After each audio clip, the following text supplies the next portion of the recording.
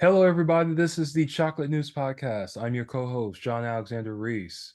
And I'm your co-host, Andrea Carter. And if you did not know, the Cincinnati Herald has been around since 1955 and is the leading African American owned newspaper in the greater Cincinnati area and Northern Kentucky area. How's it going, Andrew? It's going fine, John. I'm in a great mood. I am calm. I'm relaxed. I helped celebrate my father's birthday. He turned 90. Um, Wow, that's we took great. a, we took him on a cruise ship. You know the best thing about a cruise ship? What? Clean air. No problems with allergies. You don't have to take an allergy pill. You don't have to worry about dust. It is just no pollens blowing, nothing. All Hmm. you have is salt air. My sister and I, we were fine for an entire week. We had no problems with allergies. The closer that ship got to Florida, we started coughing. I mean, you know what? I did not know about the clean air part. That sounds like a dream. Yes, it is very much a dream. We lived it, and then my sister just stopped coughing yesterday. And I was just like, my postnasal drip was dry. I didn't have an issue. My eyes were not ishy. I had, some people get that darkness around their eyes because of the allergies.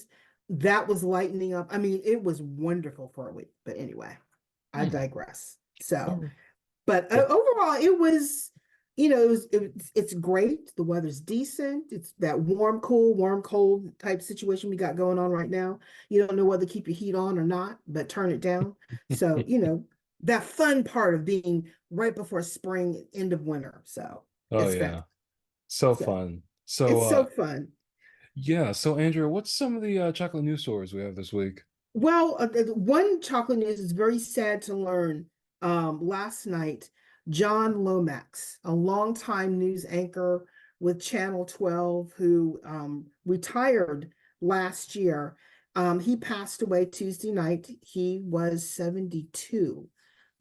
He had been a reporter for over 40 years, but he had been Wow. with WKRC for about 32 years.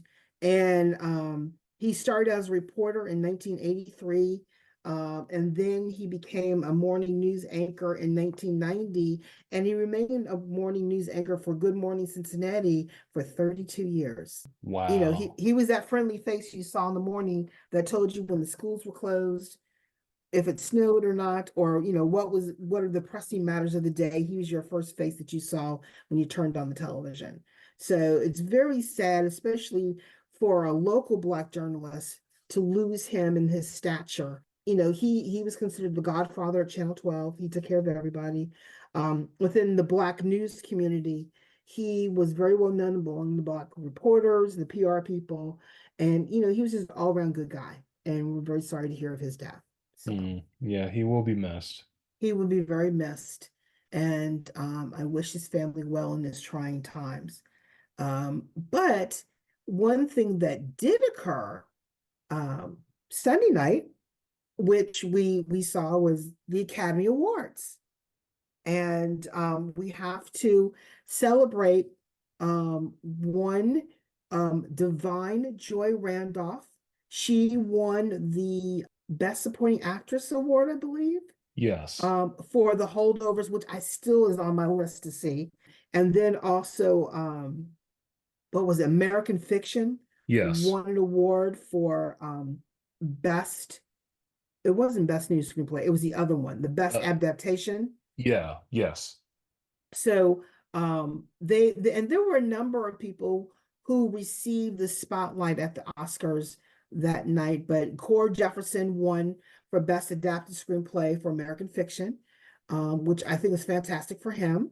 Again, on my list to see. Pierce Bowers won the Academy Award for Best Documentary Short Film for The Last Repair Shop. Congratulations for that.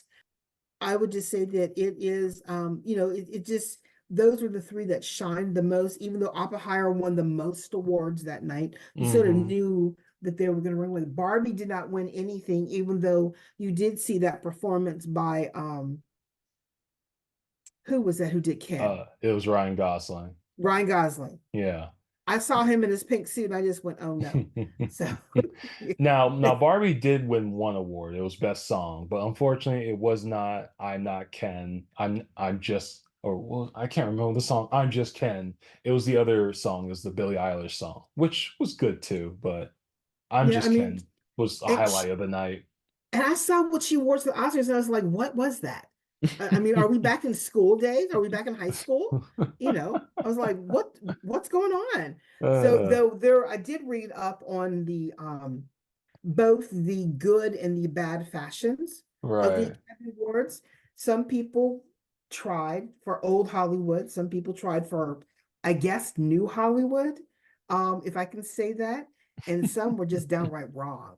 So Oh my I mean, goodness. it's like when you walk down the street and you're in a crowd and you're like, where's the fashion police? Oh my God, why would you even someone wear that out? But you know, everyone has their own tastes.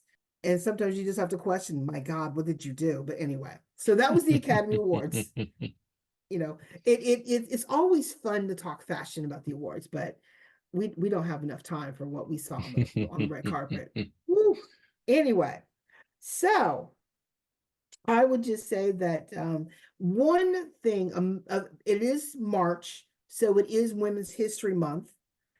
Also, I'm getting excited because the brackets come out on Sunday for March Madness, but we're not there yet. Anyway, but what's interesting is at the Freedom Center, and I got to get down and take a picture of this, is the iconic Harriet Tubman statue.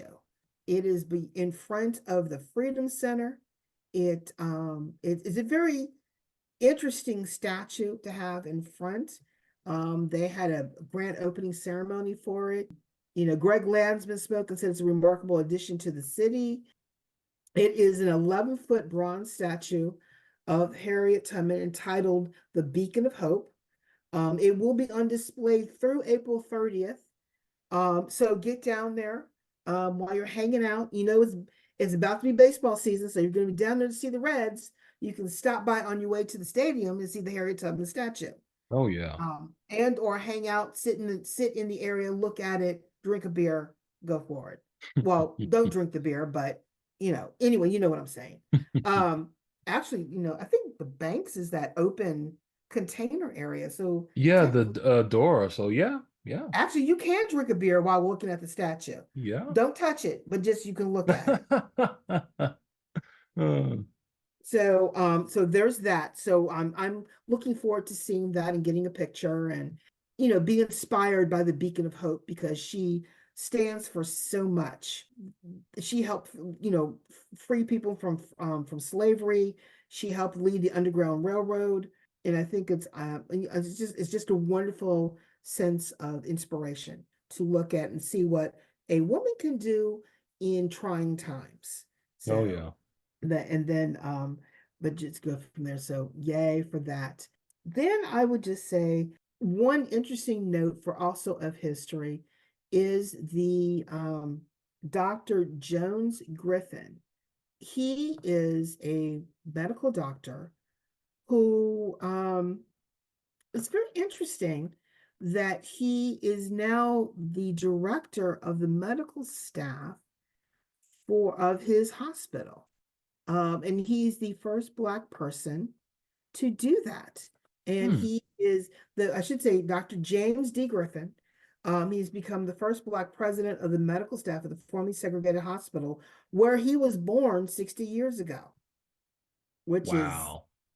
that's interesting. Yeah. Um, he is with the Parkland Memorial Hospital in Texas. That's what I said, Texas. So, Texas. Wow. Texas. And he was born in 1958 in a then segregated labor and delivery wing. 60 years later, he is now president of the medical staff. He's come a long way. Sure it And has. Oh my goodness. yeah, I mean, I always like looking at these little gems of history because you never know where you're going to find it. And this was brought to us because of the newsletter, because of them, we can mentions him. I think it's wonderful that, again, another piece of Black history that's going on right now. Another piece of Black history, I'll mention this. I was going through X, formerly Twitter. I can't get used to that either. But anyway, Still a dumb um, name. I know. Ben Crump text on Monday.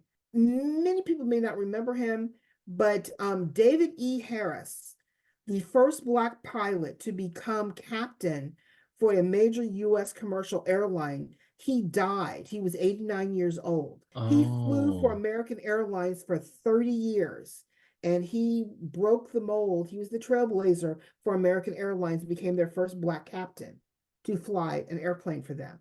So that was another little gem of Black history that has gone, we have Dr. Griffin, who's still here, and then we have Mr. Harris, who flew an airplane, because you never think about who's flying in the cockpit and what color they are. You just you want go. them to land the plane, take off and land safely. Yeah. So, and he broke the color barrier for American Airlines as a captain to fly an airplane. So I'm sorry to see that, but Ben Crump, he always has these little gems that he tweets from time to time, if we can still say tweet. And I just wanted to mention that, as I mentioned, Dr. Griffin and his success of running the hospital that he was born at 60 years ago. So congratulations to Dr. Griffin. Another little sad gem, Marcia Fudge. Ah, she has finally decided to step down. She has announced her retirement as HUD secretary. She's going to leave a lasting impact on the affordable housing and advocating for, also advocating for the Black press as well. But it's kind of sad that she has decided to step down. She is 71. Her last day in office will be March 22nd, and she's gonna return home to Ohio. I believe she's from the Cleveland area. Yeah, I believe But so. she says it's time to go home. I do believe strongly that I have done about everything I could do at HUD for this administration as we go into this crazy, silly season of election. Fudge is the second Black woman to lead HUD and has been a key figure in steering the agency through housing crises triggered by the COVID-19 pandemic. She also pushed for the federal government to include the National Newspaper Publishers Association on its advertising spend. She has just done a lot for both the press and for the Biden Harris administration. Basically, she said that as she's leaving office, to remember this in this silly season, it is not a red or blue issue talking about democracy. Everybody knows that it's an issue, so it's not a one-sided, it's an American issue. And she's just asking people to support the federal government, support the Constitution, and then get out there and vote for who you believe will be best to run the country. It's kind of sad. She's done a lot for public service, and I don't know what she's going to do next, but she's coming home to Ohio, so we'll see what she does next. So Marcia Fudge coming home to Ohio. Last but not least is, I don't think everyone saw the unveiling of the National Urban League's 2024 unveiling, I should say, the unveiling of its 2024 State of Black America report. The reports are always a gem and wealth of information about what is going on in the Black community, whether it's about housing, mental health, disparities, the medical, just everything that it can cover. And for the 2024 report, they highlight the economic and social justice gaps in America. Basically, it's a lot of essays written about various economic issues and social justice issues and what needs to be addressed and what has not been addressed and things like that. And this year's edition, according to what was sent out, there's insightful commentary from a variety of individuals that provide a comprehensive view of the current landscape. The economic empowerment is central to democracy and to the success of the Black community. And it talks about that. It talks about civic engagement, health shows, health improvement, where there is still gaps, but it basically it takes a look at where we are and where we need to go. What are we mentioning as part of this American pie? And we're still missing 24% of it. I mean, we've Oh, achieved a lot. We've achieved 75% of the American pie, hmm. but there are still barriers that we need to break down and overcome to see successfully the other 24%. But overall, it's always good to see a report, a blueprint of where we need to be looking of who's serving our interests, both on an economic level, who's serving our interests on a policy level, who's serving our interests on a social justice level. And, that's going to help with our civic engagement and voter turnout in this 2024 election. So there's the State of Black America report. And that's pretty much it for the chocolate news report. I do want to remind everyone that the Ohio primary is coming up. It is going to be on March 19th. And that early voting for the primary ends March 17th. So that'll be the final day that you can do early voting. Then you have to go on March 19th to go vote.